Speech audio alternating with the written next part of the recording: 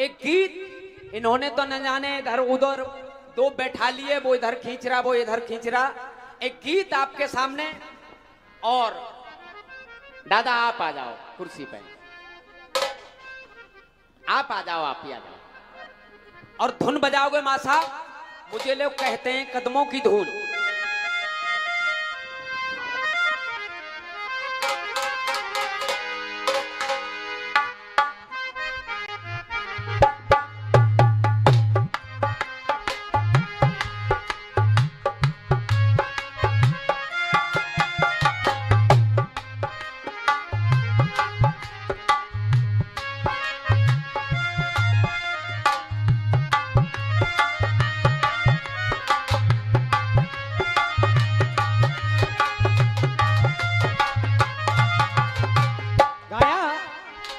फिल्मी दुनिया वालों ने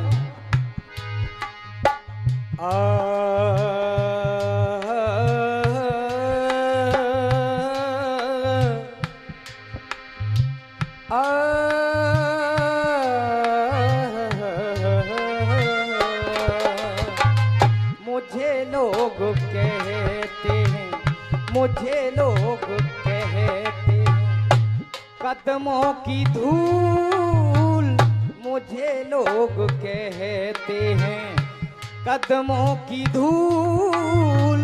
मुझे आप छू दें, मुझे आप छू दें तो बन जाऊं फूल। मुझे लोग कहते हैं कदमों की धूल।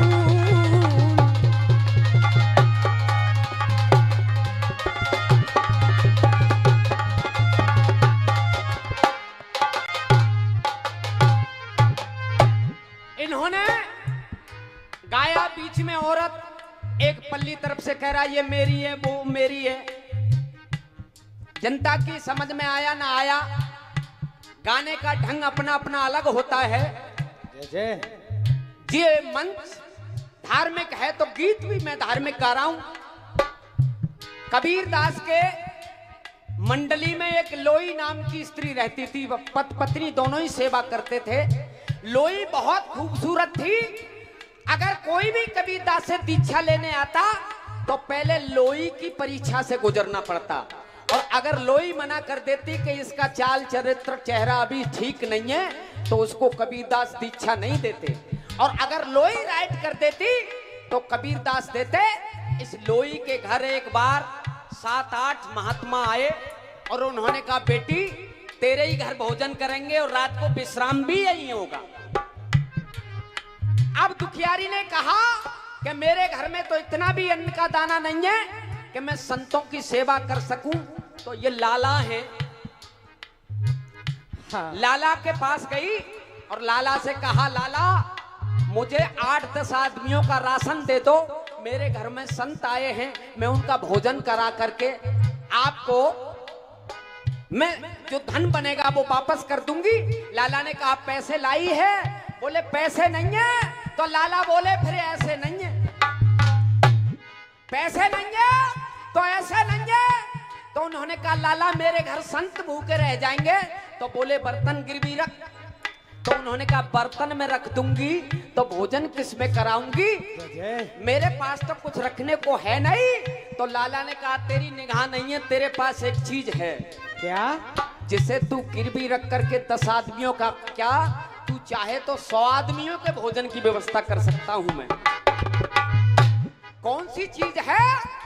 तो लाला ने कहा तेरे पास तेरी जवानी है। क्या बात? तेरी सुंदरता है, तू इसको गिरवी रख जा और वादा कर कि रात के 12 बजे तू मेरा मनोरंजन करने आएगी तो मैं तेरे को सब सामान दे देता हूं। इसने सब सामान दे दिया। लाला ले गए और संतों को भोजन कराया। दादा बैठ जाओ, बैठ जाओ, हम कहां की बात कर रहे हैं अकेले। मेरी बात तो सुन लो। अगर गीत अच्छा ना लगे तो जूते मार देना, लेकिन सुनो तो सही कम से कम। दादा मस्ती में है दादा, वो कोई बात ना, मस्ती। हाँ। अब भोजन कराने के बाद रात को जब समय हुआ तो ये साध्वी चलने लगी तो बारिश होने लगी। तो इसके पति ने कहा चल तुझे मैं ले चलता हूं। और पति इसका अपने गोद में उठा करके लाला के यहाँ धर्मार्थ की परीक्षा है, परीक्षा की घड़ी में वो भी साथ हो लिया और पहुंची। कुंदी खटखटाई, लाला ने किवाड़ खोल दी और पलंग की ओर इशारा किया। हाथ जोड़ के साध्वी बोली दादा अच्छा ना लगे तो मुझे जूता मारना, और तुम भी खड़े होकर आशीर्वाद देने ना आओ तो मेरा नाम भी होतीलाल नहीं। जय जय। पहुंची और जाकर के हाथ जोड़ के बोली अरे चाहत तुम्हारी मैंने कर ली कबूल, चाहत तुम्हारी मैंने कर ली कबूल। लाला जी कर लो अपनी, लाला जी कर लो अपनी, अरे लाला जी कर लो अपनी वो कीमत वसूल। चाहत तुम्हारी मैंने कर ली कबूल।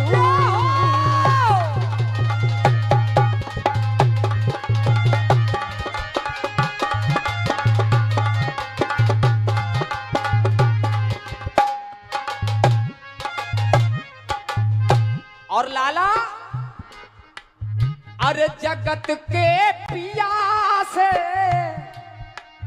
उस जगत के पिया से निराले पिया, और ये तन मन तुम्हारे हवाले किया, ये तन मन तुम्हारे हवाले किया।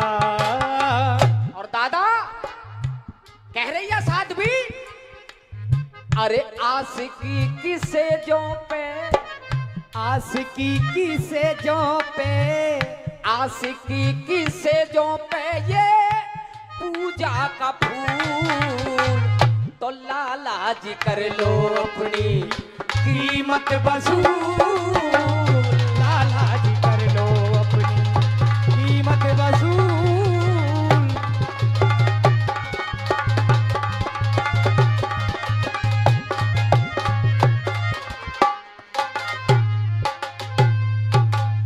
लाला ने कहा शहर में इतनी जोर की बारिश और तेरे ऊपर एक बूंद नहीं, कौन से वाहन से आई मुझे ये बता।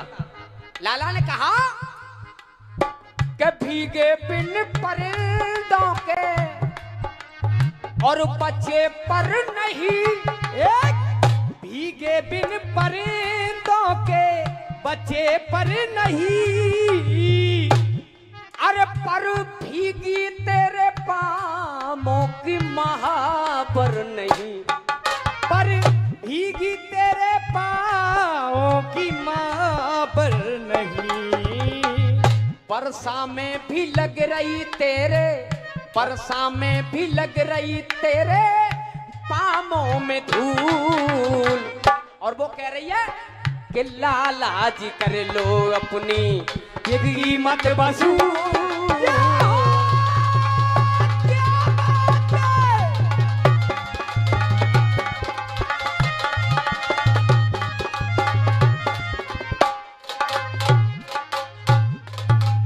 बाबूजी गीत का भाव बदलता है क्योंकि मंच की गरिमा रखते हुए मंच का गीत। दादा उसने कहा कि तेरे परिंदे भी पर भीगे बगैर नहीं रहे, तो तेरे परसा में भी लग रही तेरे पाँवों में धूल। हमारे आदरणीय मोहन लाल ठाकुर साहब की तरफ से 50 रुपए का आशीर्वाद। तो कौन से वाहन से आई, तो दुखियारी ने रोते हुए बताया लाला पति धर्म पति ने,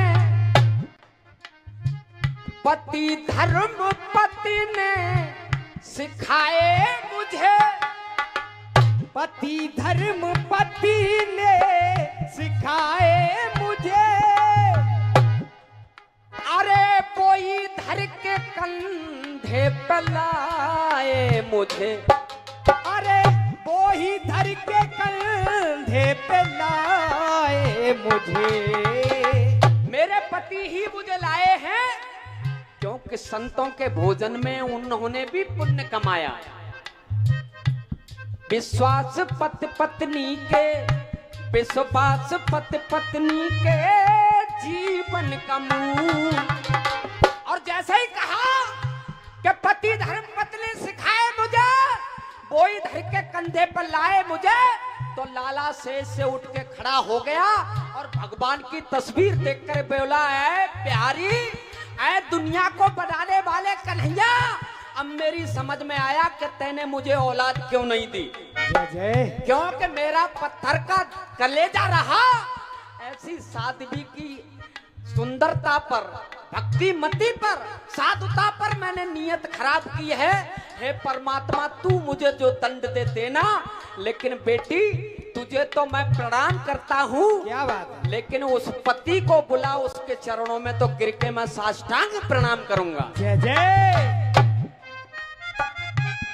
और पति को बुलाया और उसको पूरा राज ताज जितना लाला का था सब उस पति के नाम लिख दिया। और आंखों में आंसू भर के लाला बोला, अरे कौन कहता किस्मत की हेटी है तू। अरे कौन कहता किस्मत की हेटी है तू। कौन कहता किस्मत की हेटी है तू। और आज से धर्म की मेरी बेटी है तू। अरे आज से धर्म की मेरी बेटी है तू। दादा, अगर गीत में अच्छा लगा हो तो एक तालियां बजा करके मेरा भी थोड़ा सा मनोरंजन मनोबल बढ़ाइए। कौन कहता किस्मत की हेती है तू। कौन कहता किस्मत की हेती है तू। और आज से धर्म की मेरी बेटी है तू। अरे आज से धर्म की मेरी बेटी है तू। माफ कर दे बिटिया, अरे माफ कर दे बिटिया। माफ कर दे बिटिया, हो गई बाबुल से भूल। अरे माफ कर दे बिटिया, हो गई बाबुल से भूल। और जमाना तो करता रहेगा, जमाना तो करता रहेगा ये बातें फिजूल। माफ कर दे बिटिया, हो गई जो बाबुल से भूल। माफ कर दे बिटिया, जो हो गई बाबुल से भूल। आ जाओ भैया।